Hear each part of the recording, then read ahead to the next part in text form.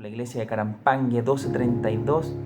Nosotros, ¿verdad?, pertenecemos a la iglesia Pentecostal Nazaret y gracias al Señor por ello, por su bendición en nuestras vidas. Vamos rápidamente a la palabra del Señor. Les voy a invitar que puedan buscar allí en el Evangelio según San Lucas, ¿verdad?, en el capítulo 12. Voy a repetir nuevamente en el Evangelio según San Lucas, capítulo 12. Vamos a leer el versículo 16 al 21. Tómese su tiempo nomás, querido hermano, para buscar la palabra del Señor.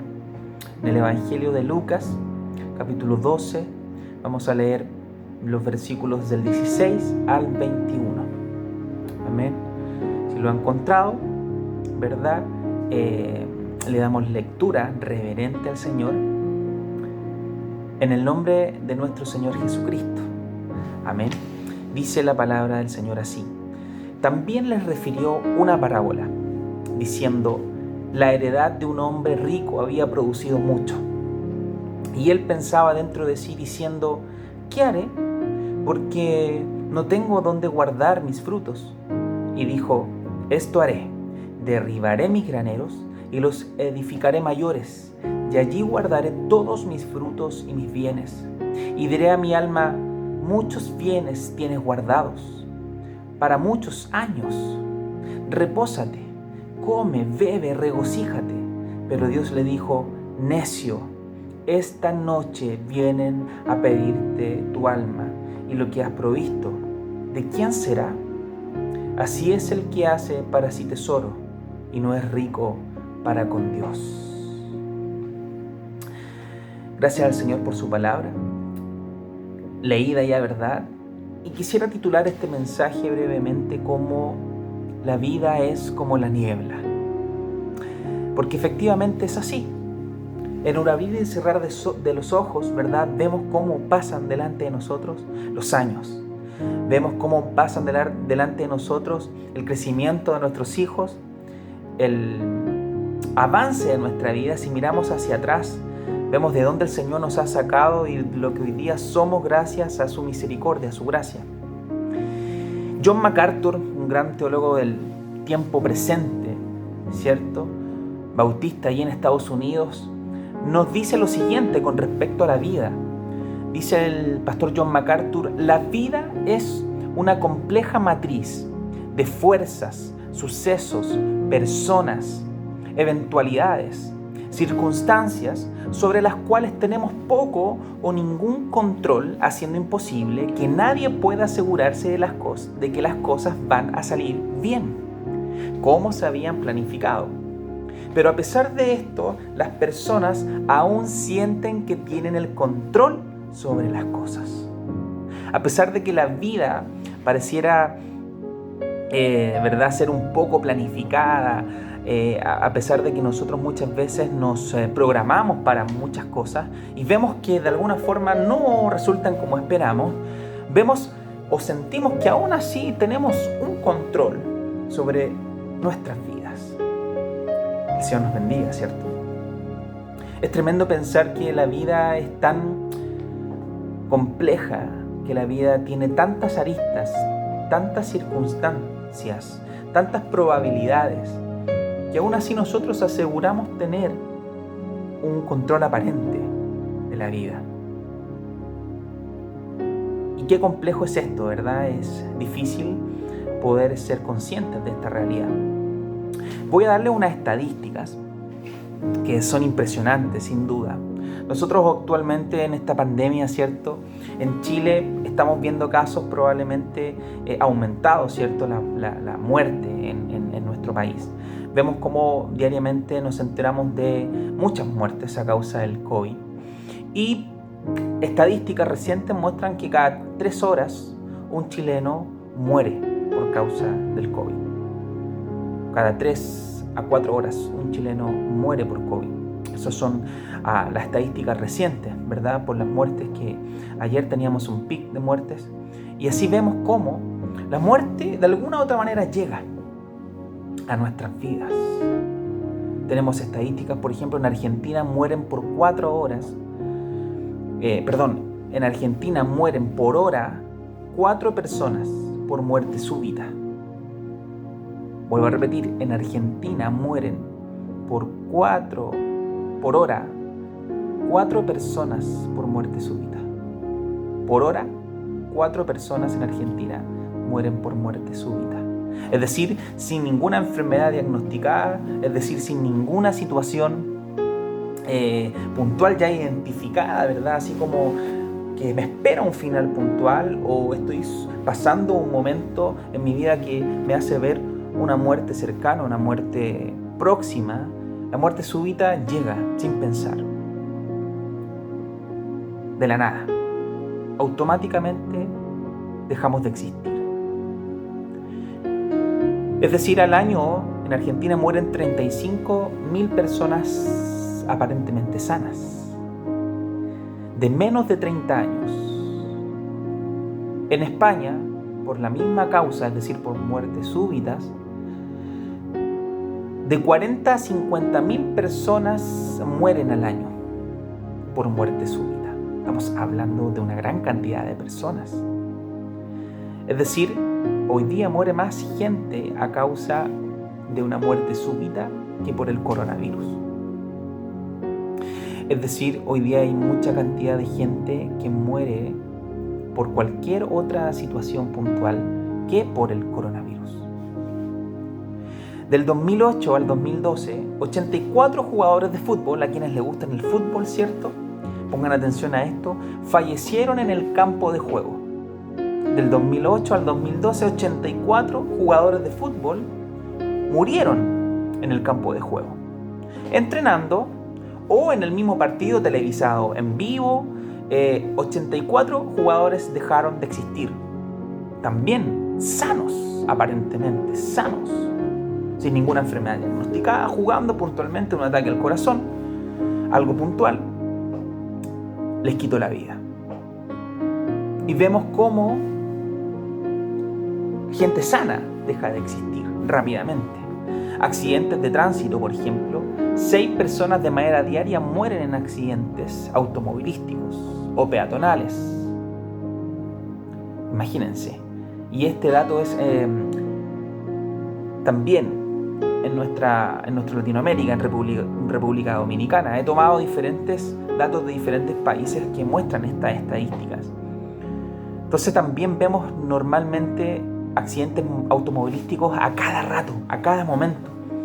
Ayer mismo mostraba en la televisión, no sé si fue ayer o antes de ayer, ¿verdad?, cómo en vivo se estaba televisando en el canal 13, creo, un accidente y de pronto vuelve a chocar un camión sobre un automóvil, sobre otro camión, donde en ese camión habían 2 personas ya fallecidas. En el mundo hay 1.523 terremotos al año. ¿Puso atención? 1.523 terremotos al año hay en el mundo. El 12 de enero en Haití oficialmente murieron 316.000 personas. 316.000 personas murieron en un solo terremoto, en un par de horas, en un par de minutos. Y tenemos también muertes en accidentes de aviación, de aluviones. Aparentemente los aviones, a mí me toca trabajar en el mundo aeronáutico y es muy raro enterarse de accidentes aeronáuticos porque es un transporte muy seguro por los protocolos que existen, por la cantidad de gente involucrada en un vuelo. Cuando sale un avión desde el aeropuerto, no solo el piloto es el que está a cargo de este vuelo, hay mucha gente involucrada detrás, desde los prevencionistas de seguridad operacional, que no es lo mismo que un prevencionista estándar, ¿verdad?, que nosotros podemos conocer o haber escuchado, sino que hay diferentes personas que son o están a cargo de este vuelo, desde la limpieza, desde la mecánica, por sobre todas las cosas. Mecánicos certificados en diferentes partes del mundo se certifican por una marca de avión, por un modelo de avión en particular. Entonces el piloto es el último a cargo de llevar a cabo la operación. No es solo el piloto a cargo, sino que hay mucha gente detrás. Los despachadores, la gente que está despachando el avión, conectándose con esta torre de control, ¿verdad?, que está aquí muy cerca de mi trabajo. Vemos cómo el avión es un sistema muy seguro de viaje, pero también no está exento de accidentes. Y cuando ocurren son fatales. Nos hemos enterado de muchos accidentes a lo largo de nuestra vida. En verdad, aviones que han caído, personas mueren automáticamente. Es muy difícil encontrar a la gente con vida. Entonces, hermanos, estos datos, ¿qué nos dan a entender? Podemos compararlo bíblicamente, ¿cierto? Santiago, el libro de Santiago en el capítulo 4, versículo 14, nos dice la palabra del Señor: cuando no sabéis lo que será para mañana. ¿Por qué? Porque ¿qué es vuestra vida? Ciertamente es neblina que se aparece por un poco de tiempo y luego se desvanece. Así es nuestra vida. Por un momento aparece y por un poco de tiempo se desvanece. Job, también el libro de Job, nos comenta, ¿verdad? Este hombre y varón del Señor, en el capítulo 8, versículo 9, dice: porque nosotros somos de ayer y nada sabemos, pues nuestros días sobre la tierra son como una sombra. Job, en el capítulo 14, también en el versículo 2, dice: como una flor brota y se marchita, y como una sombra huye y no permanece. Así es nuestra vida. Nosotros sabemos de nuestro pasado, nosotros sabemos de nuestro presente, pero no sabemos lo que nos depara el día de mañana, un par de horas más, un par de segundos más, un par inclusive de milésimas de segundos más. No sabemos lo que nos depara. Que el Señor nos bendiga, nos ayude a entender, ¿verdad?, en dónde está puesta nuestra confianza, dónde está nuestra seguridad. Eso quiero que vayamos en esta hora. El Señor nos quiere mostrar dónde está nuestra seguridad en la vida, ¿verdad? Estamos comprendiendo que la vida es como la nieblina, ¿verdad?, que está por un momento, pero luego desaparece. Mientras vamos en un vehículo en el campo, ¿cierto?, a altas horas de la noche, vemos cómo vamos enfrentando un camino lleno de neblina, lleno de obstáculos, pero mientras avanzamos, esa neblina se va quitando. Y eso es breve, es un momento. Así es nuestra vida. Hay algunos puntos importantes que destacar. Es que, por una parte, número uno, nosotros no nos pertenecemos. La seguridad de nuestra vida no puede estar en nosotros mismos. La seguridad de nuestro futuro, hermanos, no puede estar en nosotros mismos. Esta incertidumbre en la cual hoy día nosotros podemos estar viviendo, ¿verdad?, que si bien es cierto somos humanos y sentimos el miedo, sentimos el temor, sentimos que las estadísticas un poco nos empiezan a arrinconar. Cuando nos enteramos de algún familiar, alguien cercano del que está siendo afectado por esta causa, ¿verdad?, por esta situación, vemos que nuestro campo de esperanza comienza a desesperarse. Nuestro campo de esperanza comienza de alguna u otra manera a disminuir. Y eso pasa porque nuestra confianza está puesta en nosotros mismos, cuando nosotros no nos pertenecemos. Somos del Señor. Nuestra vida, nuestra confianza está puesta en el Señor Jesús. ¿Por qué hemos de confiar en nosotros mismos? ¿Por qué hemos de confiar en nuestro alrededor cuando justamente hoy día nuestro alrededor, nuestra situación actual, contextual, nos dice que el cuidado, si bien es cierto, está en nosotros, ¿verdad? El hecho de que no nos contagiemos del coronavirus por estar protegidos, el hecho de no contagiarnos por poder estar en nuestras casas, si bien es cierto, disminuye el riesgo, pero la hora de nuestra muerte no la estamos disminuyendo. La hora de nuestra muerte no la podemos prevenir, queridos hermanos. No podemos prevenir la hora de nuestra muerte. ¿Saben por qué? Porque el Señor la estableció. Así como estableció el día de nuestro nacimiento, el Señor también estableció el día de nuestra muerte. Y eso lo encontramos en la palabra del Señor. Mire, vaya usted ahí en Deuteronomio, capítulo 32, versículo 39. En Deuteronomio, capítulo 32, versículo 39, dice la palabra del Señor: ved ahora que yo soy, y no hay dioses conmigo. Escucha esto: yo hago morir y yo hago vivir. Yo hiero y yo sano. Y no hay quien pueda librar de mi mano. Tanto en nuestra vida como en la muerte, queridos hermanos, somos sostenidos por un Dios soberano. Tanto nuestra hora de nacimiento como la hora de nuestra muerte ya fue establecida por Dios. Y eso es tremendo. Usted no decidió nacer. ¿Se ha dado cuenta de eso, hermano? Usted puede decir, no, es que mis padres, ¿verdad?, en su íntima relación, de alguna u otra manera, lograron que yo pudiese de alguna u otra forma existir, ¿verdad? Ahí se comenzó a formar el embrión, ¿verdad? Y etcétera. Fue un crecimiento de manera mensual, ¿verdad? De manera semanal. No, hermano. Usted no decidió el día de su concepción.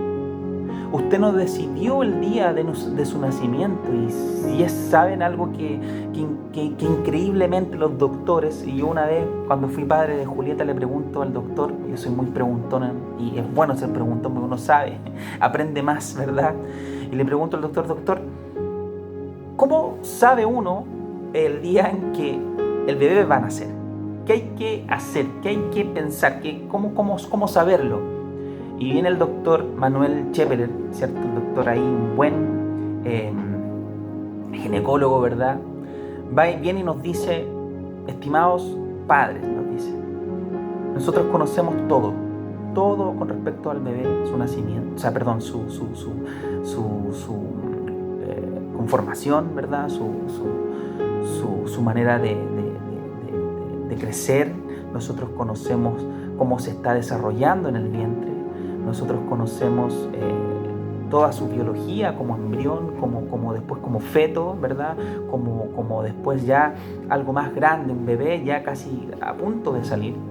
Pero el doctor viene y nos dice, lo único que no conocemos es el día de su nacimiento. No podemos saber cuándo el bebé quiere salir del vientre. Nosotros no podemos determinar. De hecho, siempre la fecha, los padres, ¿cierto?, que han tenido bebé, es una fecha probable de nacimiento. Cuando me dicen, oye, ¿para cuándo tienen fecha? No, para el 10 de diciembre de este año. Son fechas probables, hay probabilidades, porque no se sabe el día en que un bebé ha de nacer. Increíble, ¿no? Lo podemos relacionar también al día en que llegamos a los caminos de Cristo, cuando hemos vuelto a nacer. Dice la palabra del Señor que Él vino a nosotros y que gracias al poder de su Espíritu Santo nosotros fuimos convencidos de pecado y hemos vuelto a nacer. ¿Cuándo? No lo pudimos determinar. Solamente vino el Señor a nuestras vidas y nos sacó de una vida pasada, una vida nueva, nos regeneró, nos restauró, cambió nuestra forma de ser. Quizá usted puede decirme, no, yo lo hice el día en que acepté a Jesús. Perfecto. Desde ese momento volvió a nacer. Pero usted determinó esa fecha. Usted dijo, el 17 de septiembre del 2021 voy a aceptar a Jesús. No antes, esa fecha yo lo voy a hacer. No, hermanos, porque nosotros no determinamos nacer, no determinamos nuestro nuevo nacimiento y tampoco podemos determinar el día de nuestra muerte. Es por eso que nuestra esperanza debe estar en Jesús. Es por eso que nuestra esperanza debe estar en Jesucristo. Que el Señor nos bendiga, hermanos. Puntos importantes nuevamente. Número 1, no nos pertenecemos. No nos pertenecemos a nosotros mismos. En segundo lugar, nuestra confianza en Cristo debe estar en todos los aspectos de nuestras vidas. Nuestra confianza, nuestra seguridad en cada aspecto de nuestra vida debe estar puesta en Cristo, en nuestro quehacer diario, en nuestro trabajo, en nuestros estudios. Toda nuestra vida debe estar puesta a los pies de Cristo, como nuestra confianza debe estar en Él. En tercer lugar, como punto importante, ¿verdad? No proyectemos nada sin la guía y voluntad de Dios. ¿Cómo encuentro su voluntad? ¿Cómo encontramos la voluntad de Dios? Queridos hermanos, por medio de la oración encontramos la voluntad de Dios. Aquellos que han experimentado una respuesta por parte del Señor, la han experimentado por una larga vida de oración o por un largo momento de oración. El ejercicio de la oración es vital para poder reconocer la voluntad de Dios para nuestras vidas. Que el Señor nos bendiga. Que el Señor nos ayude, hermanos, porque no podemos proyectar nada. No podemos ver nuestra vida futura sin la guía, sin la voluntad de Dios en nuestras vidas. Entonces, ¿cómo yo descubro, hermano Christopher, cuál es la voluntad de Dios para mí? Hermano, ¿está orando? Queridos jóvenes, ustedes que no saben quizás lo que es su llamado, quizás no saben cuál es su futuro dentro de la iglesia o dentro del mundo en el cual estamos viviendo. Hermanos, ustedes también quizás llevan 40, 50 años en el Evangelio, pero aún no saben cuál es su llamado, cuál es su tarea. Queridos hermanos, debemos orar para ello. Debemos orar para lograr conocer la voluntad de Dios para nuestras vidas. Es vital, es importante que hoy urge podamos una iglesia estar de rodillas delante del Señor. Es la única manera de encontrar su voluntad. Es la única manera de encontrar las respuestas que hoy día a lo mejor podemos tener. Es muy importante lograr encontrar la voluntad de Dios por medio de la oración. Entonces tenemos 4 puntos importantes. No nos pertenecemos. Nuestra confianza debe estar en Cristo en todos los aspectos de mi vida. En tercer lugar, no podemos proyectar nada sin la guía y la voluntad de Dios. Y en cuarto lugar, debemos reconocer a un Dios soberano. ¿Cómo reconocemos a un Dios soberano? Por medio de las Escrituras, querido hermano. Tanto en nuestra vida como en la muerte somos sostenidos por un Dios soberano, un Dios poderoso. Después que dejamos de existir, nuestra vida con Él sigue siendo sostenida por Dios. Nuestra alma, nuestro espíritu, ¿verdad? Cuando se va de este cuerpo carnal físico que vuelve a la tierra, se va con Dios. Inmediatamente que dejamos de existir. El Señor nos bendiga.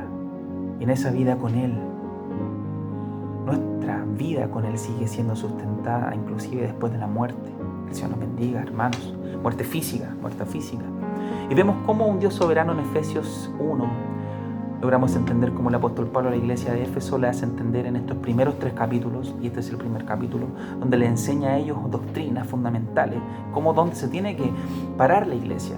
Entonces, por esta causa, dice el apóstol Pablo en el versículo 15 del capítulo 1, dice: por esta causa también yo, habiendo oído de vuestra fe en el Señor Jesús, los Éfesos, ¿verdad?, y de vuestro amor para con todos los santos, no ceso de dar gracias a Dios por vosotros, haciendo memoria de vosotros en mis oraciones, para que el Dios de nuestro Señor Jesucristo, el Padre de gloria, os dé espíritu de sabiduría y de revelación en el conocimiento de Él, alumbrando los ojos de vuestro entendimiento para que sepamos cuál es la esperanza que Él os ha llamado y cuáles las riquezas de la gloria de su herencia en los santos, y cuál la supereminente grandeza de su poder para con nosotros los que creemos. Según la operación, escuche bien, en este Dios está puesta nuestra confianza. Mire, según la operación del poder de su fuerza, la cual operó en Cristo, resucitándole de los muertos y sentándole a su diestra en los lugares celestiales. En ese Dios confiamos. En ese Dios está puesta nuestra esperanza en esta vida. Sobre todo principado y autoridad y poder y señorío, y sobre todo nombre que se nombra, no solo en este siglo, sino también en el venidero. Y sometió todas las cosas bajo sus pies. Si Él, hermanos, sometió todas las cosas bajo sus pies, nosotros, a los pies de Cristo, nosotros, al ser coherederos, copartícipes con nuestro Señor Jesucristo de esa herencia, ¿no están estas cosas también bajo nuestros pies? De alguna manera, todo lo que este mundo nos rodea no está bajo los pies de Jesucristo. Que el Señor nos bendiga. Y lo dio por cabeza sobre todas las cosas a la iglesia. Dios dio a Jesucristo por cabeza de la iglesia, la cual nosotros somos su cuerpo, la plenitud de aquel que todo lo llena en todo. Este Dios soberano, hermano, poderoso, Dios sometió todas las cosas a los pies de Jesucristo. Está todo bajo sus pies. Todos rinden honor al Señor Jesús. No hay nada fuera de su mano. No hay nada de lo que ocurre fuera de su propia voluntad. Que Que el Señor nos ayude, hermano. El hecho de confiar en Dios significa, escuche bien, prevenir. Significa poner confianza en Él para sobrellevar la vida. Nos da esperanza en este Señor Jesús, en el cual sometió todas las cosas bajo sus pies y se sienta en su trono a gobernar el mundo hasta su pronta venida. No es urgente que volquemos nuestra mirada al Señor Jesucristo. Si Él ha sometido todo bajo sus pies, ¿por qué no podemos pensar que esto que estamos viviendo también está sometido bajo sus pies? Y no es solo pensarlo, sino creerlo, porque es así, querido hermano. No podemos estar desesperados. En este momento la iglesia no puede estar arrinconada esperando solo a reunirse, ya de vuelta a convivir, a compartir, ¿verdad? Como iglesia en nuestros cultos. Sí, los echamos de menos, sí, tenemos que estar los hermanos juntos en armonía, pero mientras tanto, solo esperamos ese día, anhelamos solo ese día para llegar. No, la iglesia hoy día no puede permanecer arrinconada. Hoy día la iglesia no puede estar asustada por todo lo que está ocurriendo. Debemos, hermano, tomar las herramientas de las Escrituras para lograr comprender cuál es la voluntad de Dios, que es buena, que es perfecta, que es agradable para nuestras vidas y para todo lo que nos rodea. Le voy a relatar algo sobre la vida del rey Nabucodonosor.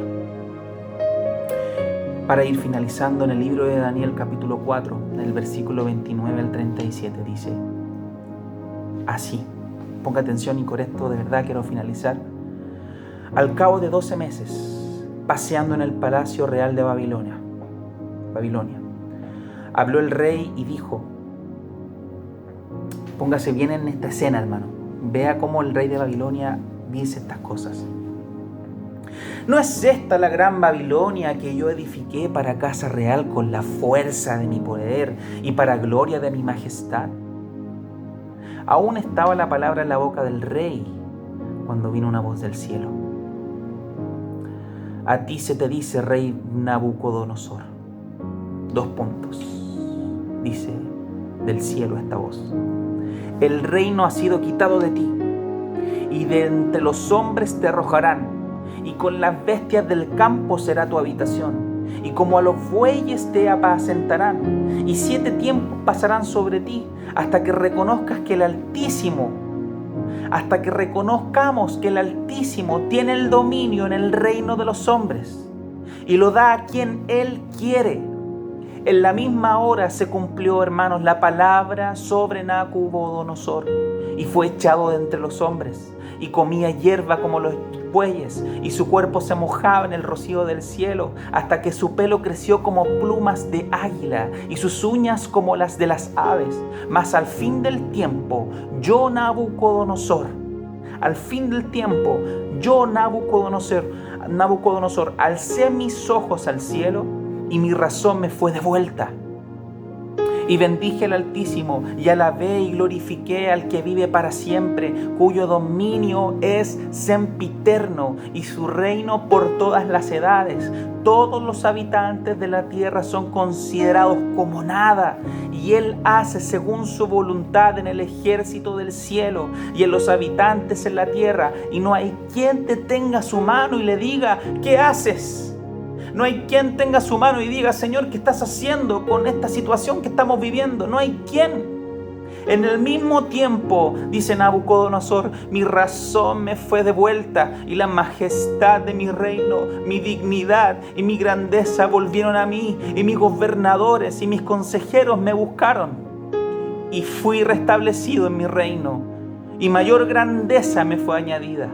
Ahora yo, Nabucodonosor, alabo, engrandezco y glorifico al Rey del cielo, porque todas sus obras son verdaderas y sus caminos justos, y Él puede humillar a los que andan con soberbia. Dejemos la soberbia, hermanos. Dejemos la arrogancia, dejemos la individualidad, dejemos la jactancia. ¿Quiénes somos nosotros para decir, Señor, qué haces con tu iglesia encerrada en la casa? ¿Qué haces, Señor? ¿Qué somos nosotros para preguntar? ¿Quiénes somos nosotros para cuestionar a Dios en este tiempo? Debemos ser una iglesia que busque arrodillada su presencia, su voluntad, que es buena, vuelvo a insistir, agradable y perfecta, no solo para nosotros, sino que para nuestra comunidad, para nuestra iglesia. Tenemos que urgentemente unirnos, abocarnos en oración, en plegarias al Señor, para que sea con nosotros, podamos descubrir en este tiempo cuál es la voluntad de Dios. Para eso para estos tiempos está hecha, ¿verdad?, la aflicción, para descubrir la voluntad de Dios, para descubrir cuál es verdaderamente nuestro llamado. Y el llamado es para la iglesia la unidad.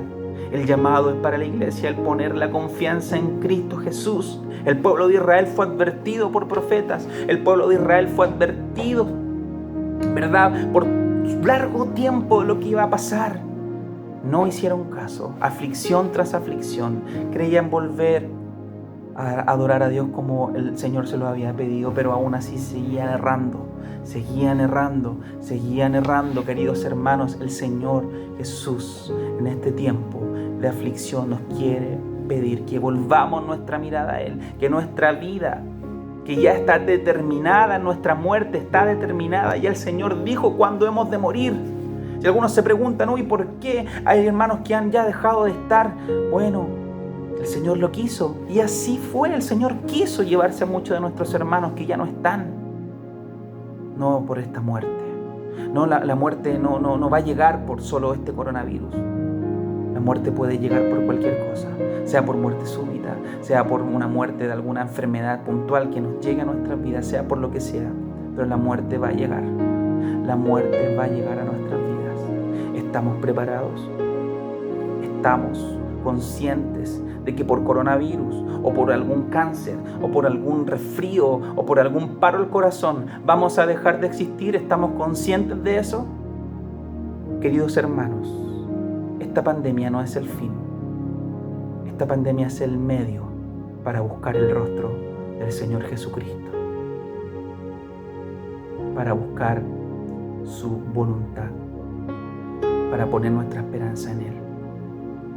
Esta vida se va rápidamente. Ya no podemos volver a hacer lo que pensamos hacer. Ya no podemos volver el tiempo atrás. Ya no. Algunos anhelan volver al tiempo aquel donde nada importaba, como decía su palabra. Hermanos, ya no podemos volver a ese tiempo. Hoy nuestro presente es lo importante. Nuestro presente, lo que la iglesia tiene para este tiempo, ¿verdad?, que entregar al mundo, porque nos están mirando, el mundo nos está mirando y está atento a cómo la iglesia está respondiendo a esta pandemia.